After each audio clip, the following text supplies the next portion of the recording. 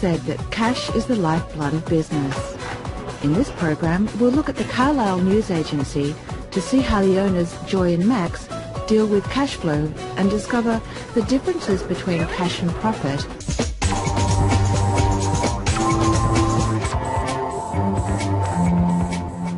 Before examining the issues which affect cash flow, we need to understand the difference between cash flow and profit, and how a profitable business can have cash shortages. If a business sells only for cash, the cash is received at the same time as the sale is made.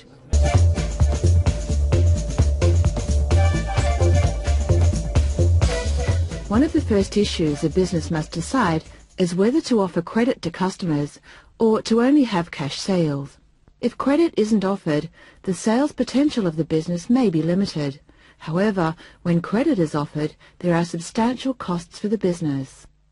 These include running a credit check of the customer before credit is offered, the loss of revenue when discounts are offered to encourage prompt payment, the possibility of bad debts when a customer is unable to pay for the goods purchased, costs of debt collection on defaulting debtors, the administrative costs involved in management of debtors' accounts, such as doing the recording, sending out accounts and phoning up when payment is slow, interest costs on loans and overdrafts because debtors don't pay on time. Instead of offering internal credit, a business can offer credit card facilities. This is the advantage of eliminating the time lag between when the sale is made and when the cash is received. Another way of monitoring debtors is to look at the debtors' turnover. This is calculated by dividing the credit sales for the period by the average debtors. To find average debtors, add the number of debtors at the beginning to debtors at the end and divide by 2. In this example, credit sales for 1 year total $320,000. Debtors at the beginning are $90,000 and at the end $70,000, which averages out to $80,000. This turnover can be expressed in numbers of times on average in which debtors pay. In our example, it's 4. The number of times can be divided into the days in the period. This gives a better idea of the average length of time which debtors take to pay. Slow-paying debtors are usually rung on a regular basis. We do issue extra statements with little messages on them, and then if we don't get a response, supply is stopped. The turnover should be compared to the credit terms allowed by the business to find out if the collections are meeting expectations.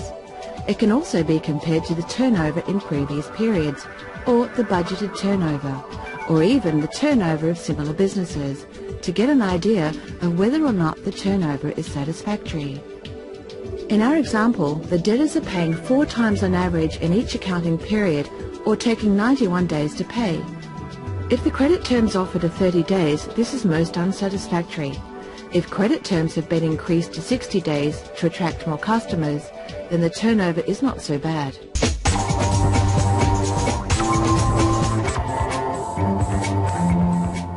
Liquidity or cash flow can be measured by calculating the working capital ratio.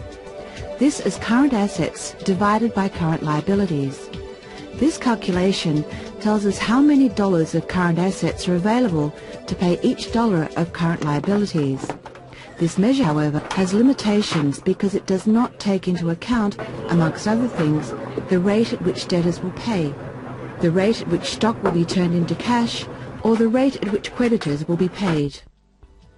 It is more useful to look at the cash or operating cycle.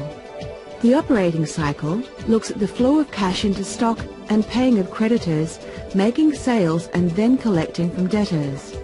In other words, it looks at how long it takes for the cash laid out by the business to return as cash into the business. We need to have an indication of the working capital ratio for the business to be able to pay all of its short-term debts on time, given its current operating cycle. The working capital ratio can be calculated by adding together the stock turnover in days and the debtor's turnover in days, and dividing by the creditor's credit terms. In this example, the business would need a working capital ratio of 7 to 1. In other words, $7 of current assets will be needed for every $1 of current liabilities. However, this may not be necessary if there are other sources of cash, or if the debtors and stock turnovers can be improved. Our cash register is closed off on a daily basis, and our cash payments and receipts are recorded on a daily basis, which are then entered in from the cash till is then entered in my accounting system, each sale department by department, and I'm able to analyse each department on a daily basis. I know where I am on a daily basis, all checks are entered into, and then reconciled with the bank account on a fortnightly basis.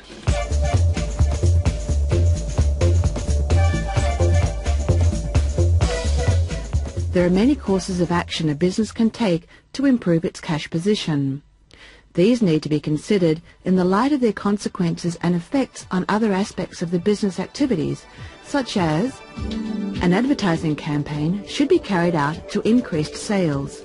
Obviously, this cost would decrease profit and increase the cash outflow. The increase in cash inflow from the sales would need to be greater than the cash outflow for the advertising. Excess stock should be sold at reduced prices if necessary and for cash if possible. This might involve costs of advertising. If the stock is sold for credit, then there is no immediate improvement in the cash flow. Stock should not be reordered until the build-up of old stock has been cleared, reducing payments to creditors. Stock could be bought in bulk to take advantage of discounts for larger purchases. This can, of course, result in greater stock holding for the period until the stock is sold. This action can only really be used for the fastest moving lines. It can also result in greater costs of warehousing. Collections from debtors should be speeded up.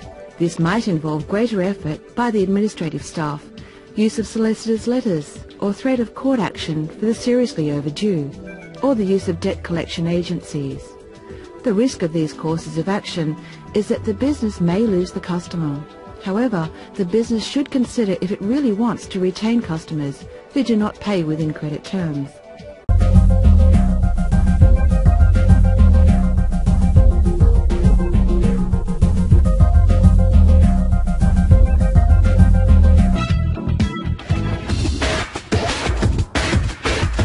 If we set out to drive from one city to another, we'll need a map of the route showing directions, distances and road junctions. Along the way, there'll be road signs indicating traffic hazards like road narrowing, rough surfaces or wandering animals. As the trip progresses, we want to know how far we've travelled and how far it is to the next turn-off. If we take a wrong turn, the map will help us get back on the right road. The need for a clear direction is just as vital in business. Only here, the guides aren't maps, they're called budgets. In this program, we'll look at a clothing and music shop, euphemism, to see how owner-manager Tess Reish uses budgets to plan and manage her enterprise. We'll find out why budgets are needed, what's involved in the budgeting process, how to decide the length of the budgeted period, how to evaluate, plan and manage budgets. Budgets give businesses something to aim for and something against which progress can be checked. Budgets can help the business manager to predict areas of difficulty and plan for corrective action. Owner Tessa Reish knows her business has to meet a budget just to survive. Well, the type of budgets we prepare are daily budgets, firstly, so that each staff member knows what they're expected to do each day, which then ends up adding to a weekly budget. And these budgets are based on how much cash we need incoming to pay our bills. So we know what we need to break even, and then anything above that is bonus. So they're not a profit budget at the moment, they're a cash budget. Once we've made over budget, we know we're making profit. Budgets can also be used to motivate staff. Bonuses and pay rises can be based on achieving budget forecasts. The staff are paid on a salary, and so that's standard.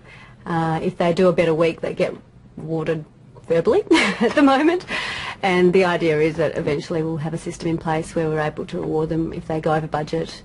If the budget is going to be the basis for an incentive scheme, it's important for the staff to be involved in the preparation of the budget, so they consider the targets are realistic and achievable. Otherwise, the incentive could have the opposite effect. Budgeting is a circular process.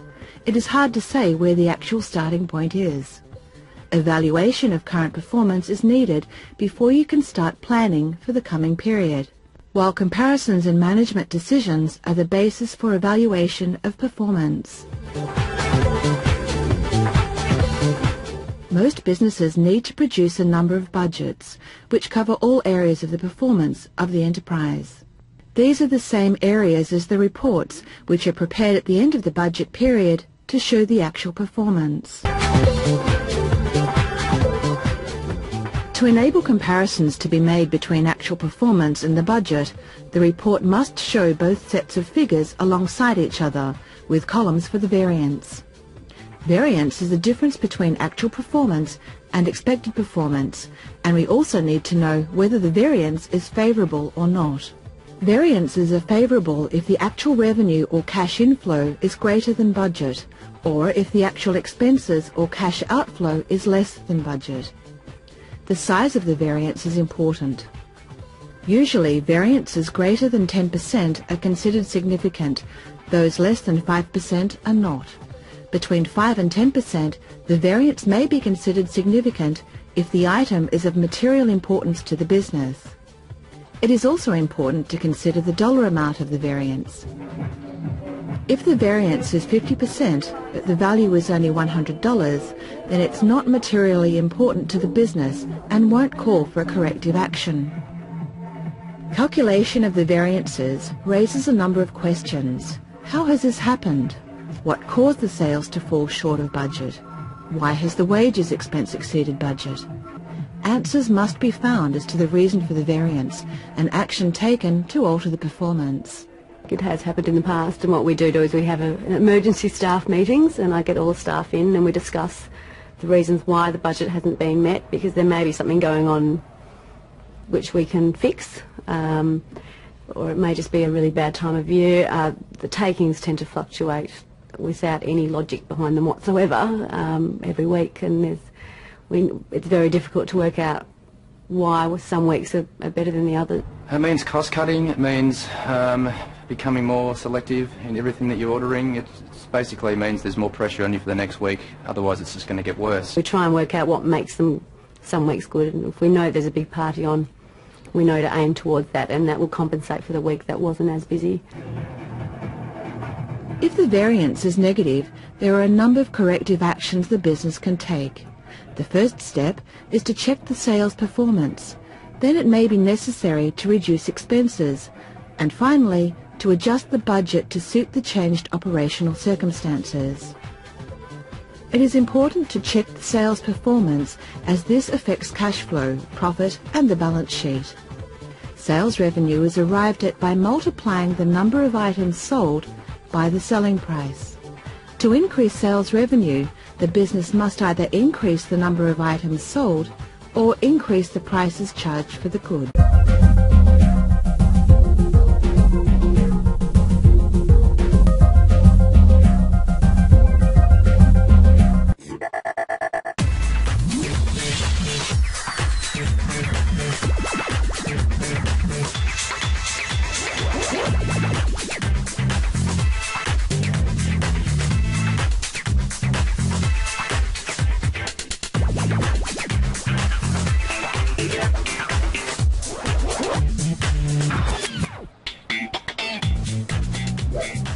Okay, mate, that's all I need to know.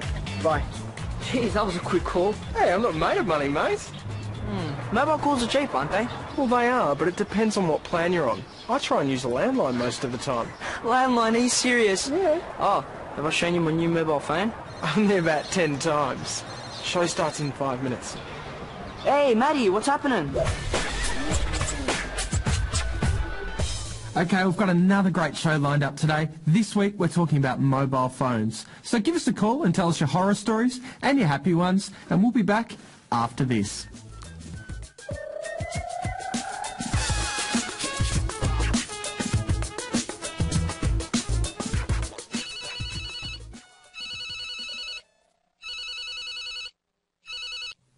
Hello, Scott Pape speaking.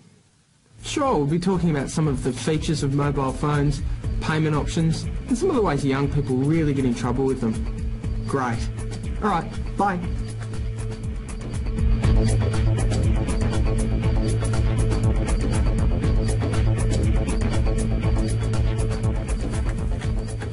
Okay, Yasmin. Thanks for waiting. We'll put you through now. Yasmin, hi, you're on the air. How are you today? Great, thanks, Scott. Now, I hear you're calling on your mobile phone. I hope it's not costing you too much. My plan gives me the first 10 minutes free. Oh, nice. I wanted to ask about all the extra features you can get on mobile phones. They change all the time. How do you keep up? It's true. New features are always coming out. It's one of the ways mobile phone companies make money. They sell you the new technology. So you've just got to be smart about it. Work out what features you really want. Has your phone got a camera on it? Yep. And do you use it much? Not really. I've taken a few pictures, but they're pretty stupid.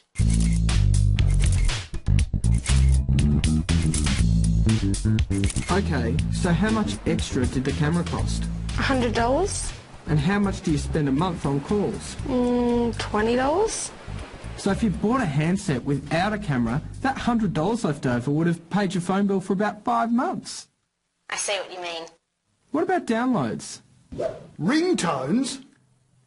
Yeah, but in the supermarket I downloaded them onto your phone. There's some cool ones. Here, I'll show you. 10 ringtones at $4.95 each? You can pay for them too. My dad wasn't too impressed. Just remember, guys, there's all sorts of phones out there. Some that you can connect to the internet with or send emails from, but just have a think about whether you really need it. Or whether you just want to make a fashion statement. See, it's not just a case of paying more for a phone with extra features, like a camera. You've also got to look at the ongoing costs. You take photos. You send them to your friends. It costs money. And you say to yourself, you'd better stop using those features on your phone. But it kind of never happens, does it? There's a difference between what you need and what you want, guys. Back in a minute.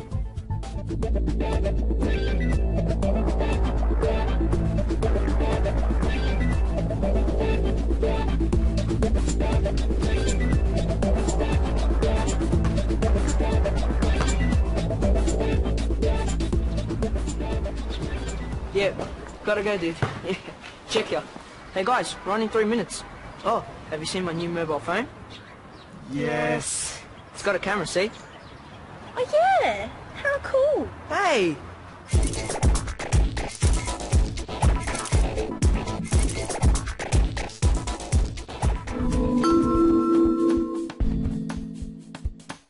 Mobile phones have an increasing number of added features, like cameras, organisers, email and internet facilities. When deciding on a handset, it's important to distinguish between the features you want and the features you really need. Handsets with additional features usually cost more to buy. Often additional features like downloads and emails mean higher ongoing costs.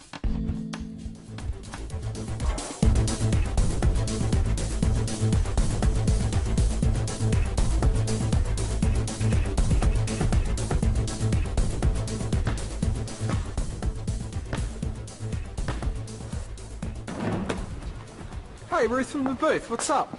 It's these noodles. I just bought them. They're off. Well, don't throw them out. Take them back to the shop and get your money back. Can I?